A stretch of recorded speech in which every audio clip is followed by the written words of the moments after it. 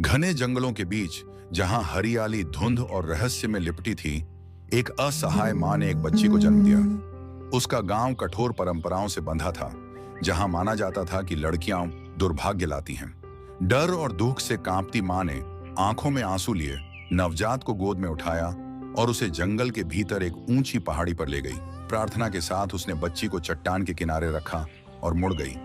इस निर्णय का बोझ सहना उसके लिए असहनीय था। बच्ची रोई, उसका नन्हा रुदन जंगल की गहराइयों में गूंज उठा। छायाओं से एक बड़ी जंगल बिल्ली निकली। यह कोई साधारण बिल्ली नहीं थी, बल्कि एक दुर्लभ, जंगली, शक्तिशाली और सुनहरी आंखों वाली बिल्ली थी।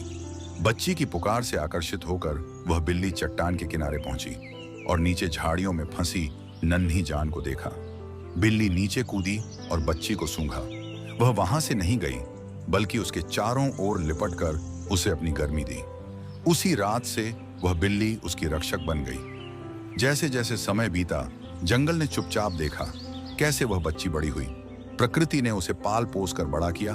झरनों का पानी उसकी प्यास बुझाता, फलों से उसका पेट भरता और जंगल के जीव उसकी रक्षा करते।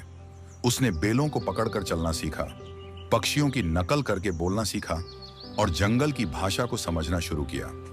उस बिल्ली को उसने मीरा नाम दिया, जो उसकी माँ, उसकी गुरु और सबसे प्यारी सखी बन गई। सालों बाद जब कुछ यात्री उस जंगल से गुजरे तो उन्होंने एक विचित्र लड़की की कहानी सुनाई, जो तेंदुओं के साथ दौड़ती थी, भेड़ियों से बातें करती थी और हवा की तरह जंगल में गायब हो जाती थी।